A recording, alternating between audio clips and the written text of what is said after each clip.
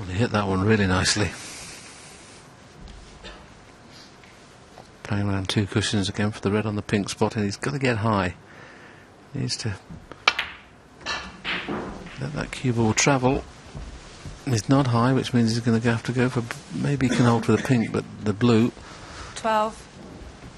The idea is to try and get on the blue half ball and play the little slow cannon into the red and the black at the same time. And that brings the black into play and opens that last red that's in a safe position. He's played with the pink. Now, if you get straight on the pink, it's tough. 13. A lot of players there would have definitely been playing for the blue.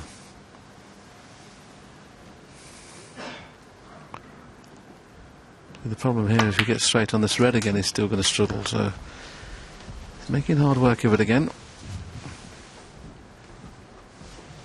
90.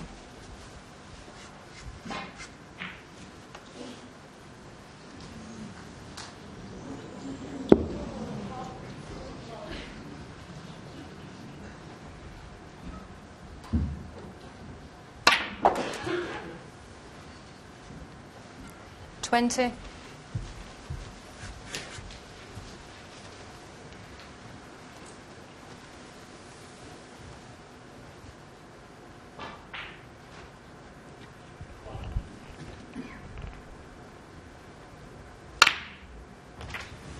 Oh, very well done.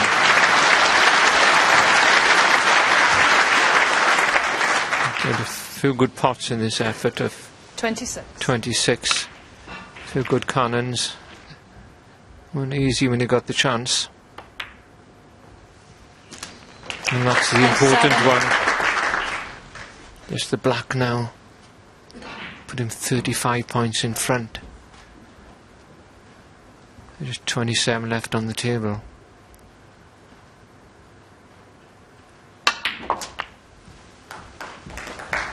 And he will be relieved, to say the least, because when 34. you go out after the first four and you're 4-0 behind, well, you can't really explain what it's like. I mean, you feel empty inside, worthless.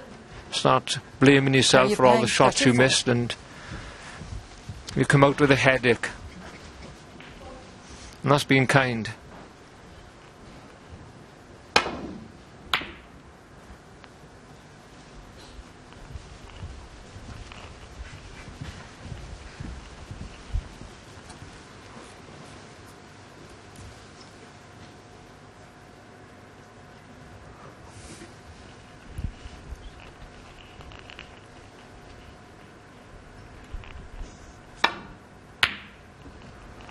Wants to be careful with that cue ball there. I thought for a second he'd cut it off.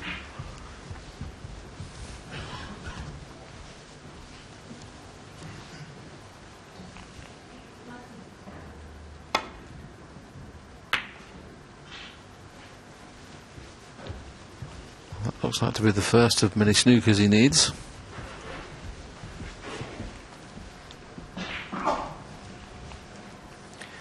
I think he needs 3, but you can almost see the edge, but you can certainly swerve around the pink. Almost potted it.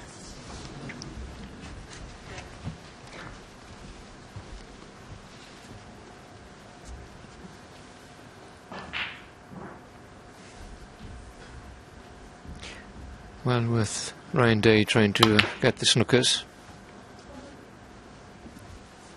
Chances are obviously against, but you never know.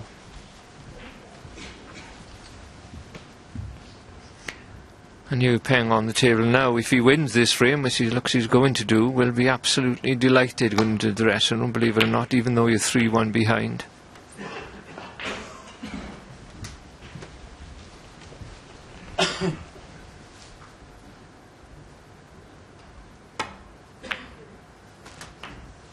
Two. 33 behind, so now 2 snookers to tie.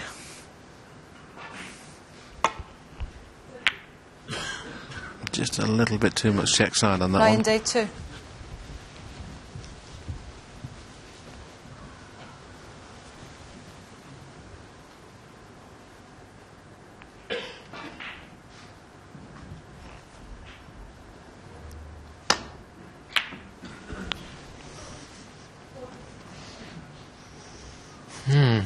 Didn't hit that one too well, considering the pressure was off him a bit.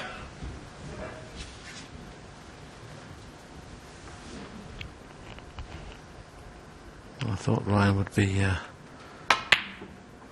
playing him behind the black there with the cue ball, but decided to screw back behind the pink.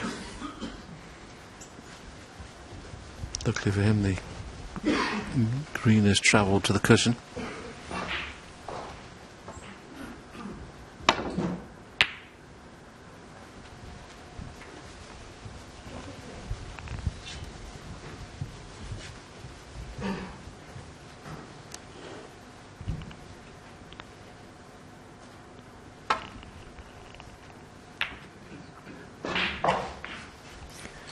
Ball's not in a great position at the moment for Ryan Day to get the snookers he needs.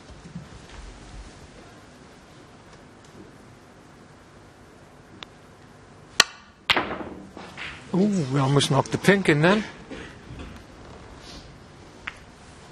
Been a bit of a disaster.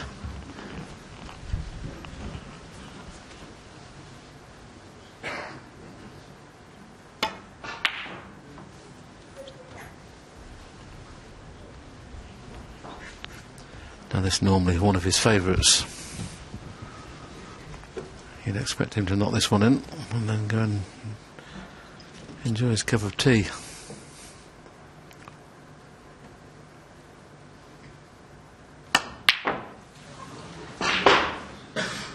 Don't know quite why he played it so hard.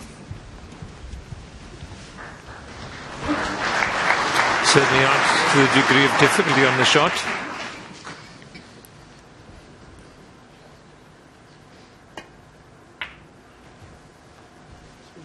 It wasn't a great attempt.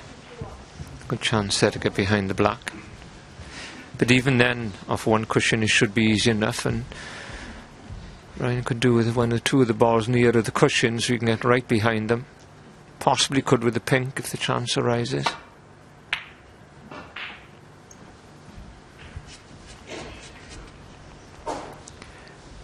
It's not just two snooker he needs obviously his opponent to miss those snookers as well.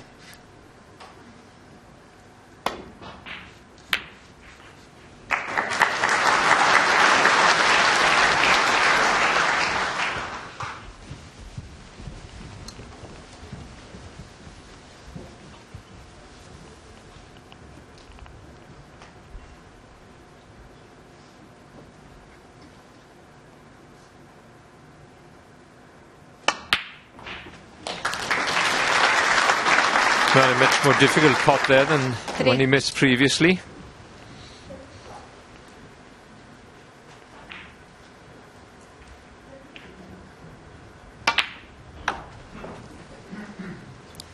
Seven.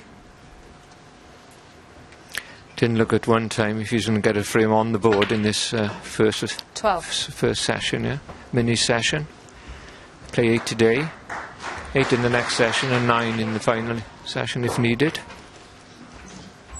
18. He wants to go to pot the black as well because he hasn't had a lot of table time. He'd be pleased though, he's won the frame. Ryan Day be a little disappointed, but it's Day that goes into the interval 3 frames to 1 in front. I think that's going to be a huge sigh of relief from Xiao Yuping getting across the line there, Steve and Ken. But, you know, when you look at his strategic play, there were question marks, you were saying, about 1 or 2 choices in the break building department there. Yeah, Ken and I were sitting in the studio watching him make a break, and of course positional play now is being analysed to the nth degree, and rightly so as well. Take the situation we have here. Xiao Yuping's on a shot. Both Ken and I decided that perhaps the best way here, even though there was a loose red that went into the opposite pocket by his hand, the best way here was to play a firm screw back into the pack and try and split the reds up. So what does he play? Okay, watch him play the shot.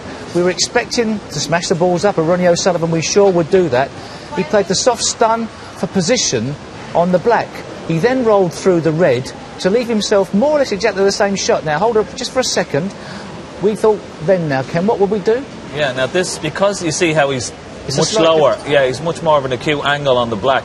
Now, instead of like trying to screw into the pack, what he should have been doing was trying to edge the extreme left of the pack, just to nudge that away, because the red at the bottom of the pack probably goes into this bottom right-hand corner pocket. And because he didn't seize the initiative on the previous black, let's play it, run it, and let's see what happens. Yeah. He runs out of position, and that could have cost him the frame. But it's just showing up his sort of tactical awareness, his strategic play, and of course the art of break building, because it is an art. And some players might say, well, you might get a little bit of bad luck after that. But it's not really bad luck, because you should have won the frame from that position initially. And sometimes, as we've seen so many times, that the balls never forgive you.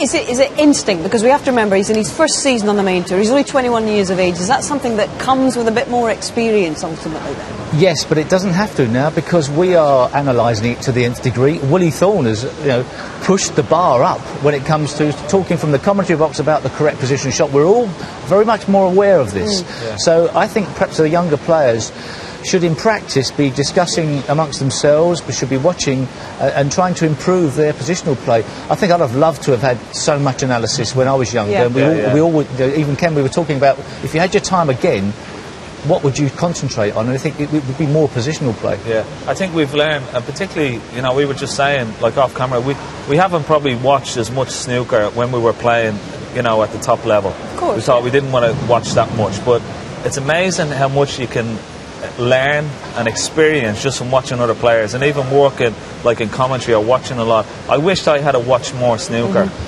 over the years, because I've learned so much just even watching more and commentating. But if you'd have watched a lot of 80s snooker, it wouldn't have been the same as this. Yeah. If you'd have picked up 80s snooker, you'd have made the same mistakes. But we've just now got, I think, closer to the nth degree of what is the correct positional shot under all circumstances. Yeah. But the beauty about this is that for these young players, like the CAO and a lot of the other Chinese lads, and lads that are actually coming to the fore now, my advice, and I'm sure Steve's advice to them, would be watch a lot of snooker, watch as much as you can, watch how the guys break build, the likes of the O'Sullivans, the Higgins, the Hendrys of this world, watch how they develop and how they win frames in one visit, because it's very, very important. Absolutely, and there's no excuse. We're on day and night until the 7th of May. Every conceivable channel, and we are watching it. There's no excuse. All right. But it's time to take a break from the strategy and all of the chat about positional play, and it's time for some good old-fashioned snooker loopy pub quizzing once again. Now, at last count, the good, the bad and the ugly, featuring Mr. Ken Doherty, were 1 point ahead. And of course you, Why Steve. do you look at me when I'm ugly? Well, he's the ace in the pack, obviously. Stevie's just there to make up the numbers.